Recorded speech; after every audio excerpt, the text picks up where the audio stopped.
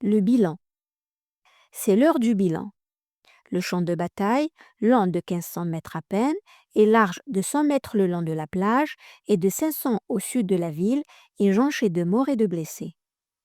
Beaufort avoue avoir perdu 400 hommes, mais les rapports officiels feront état de 500 morts parmi les troupes françaises et le contingent maltais, et signaleront 400 morts parmi les Berbères.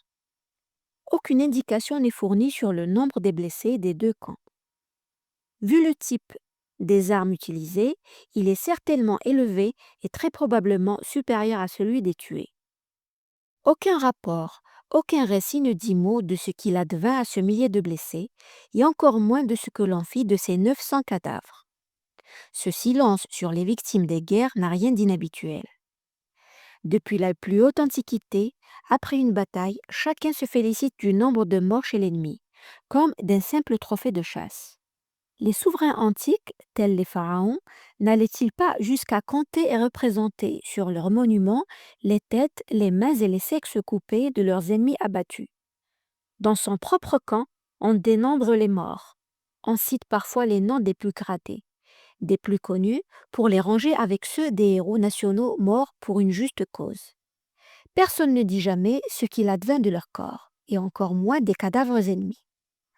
Quant aux blessés, on se contente, sans distinguer la gravité de leur état, d'additionner leur nombre à celui des tués, pour totaliser les pertes subies ou celles infligées à l'ennemi. Le moribond qui succombe peu après l'avènement du bilan restera à jamais décompté parmi les blessés. Rien des souffrances endurées ni des soins reçus sur les champs de bataille. Jamais aucune information sur ce qu'il advint des blessés par la suite. Le bilan de ce premier combat de jugerie n'est guère détaillé. Il se contente d'indiquer les noms de quelques officiers, de gentilshommes volontaires et de chevaliers de Malte qui ont perdu la vie ou ont été blessés.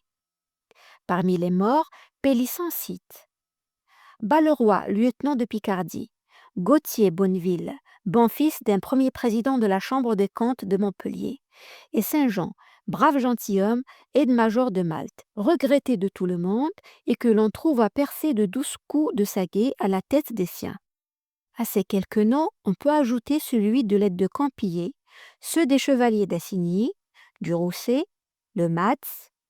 Longue est la liste des morts déposés à l'Arsenal. Parmi les blessés, plusieurs officiers et chevaliers appartiennent à de grandes familles françaises. La Rochefoucauld, Saint-Ouen, de Château-Renaud, les chevaliers de Fontaine-Martel et de Fabrègue, la Malmaison, Saint-Paul, des Tournelles, Bragelonne.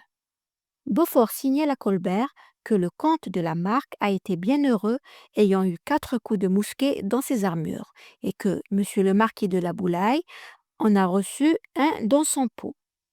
Au passage, le duc ajoute un compliment à l'endroit de l'artisan principal de la cabale contre Gadagne. Vous ne saurez croire comme ce dernier nous est utile ici.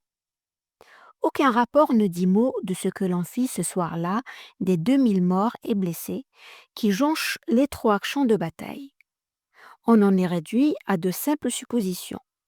Durant le combat, les troupes de réserve des royaux et des vaisseaux, restés en soutien à l'arrière, se sont probablement occupés des blessés français et les ont fait évacuer à bord de la flûte transformée en navire-hôpital.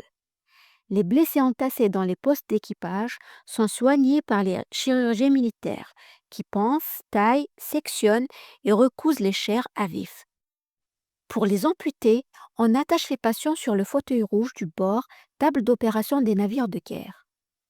À défaut d'anesthésie, les malheureux serrent leur mâchoire sur un morceau de bois ou sur leur pipe. Au moins, ils ne crient plus. La plupart des blessés berbères ont été emmenés par les leurs au cours du combat. Mais parmi ceux qui sont tombés dans les lignes françaises, bon nombre ont été achevés, car contre l'infidèle, on ne fait guère de quartier. Les autres, s'ils survivent, seront peut-être échangés demain contre d'éventuels prisonniers français ou seront restitués aux Berbères avec les cadavres de leurs amis, entassés pour l'instant le plus loin possible des bivouacs. Quant aux morts français, ils sont évacués à leur tour sur les vaisseaux.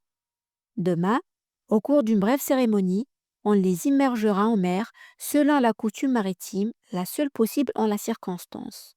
Une bénédiction, une salve de mousqueterie et plus de 500 corps enveloppés dans un linceul et lestés de plomb glisseront sur une planche et s'enfonceront dans la baie de Gigerie. Le premier bivouac. Avant la tombée de la nuit, Gadan dispose l'ensemble des troupes pour leur premier bivouac sur la terre africaine. La ligne de front s'étend de la pointe du Marabout à la montagne sèche. Le plus urgent est de bien protéger le site du débarquement au pied du Marabout.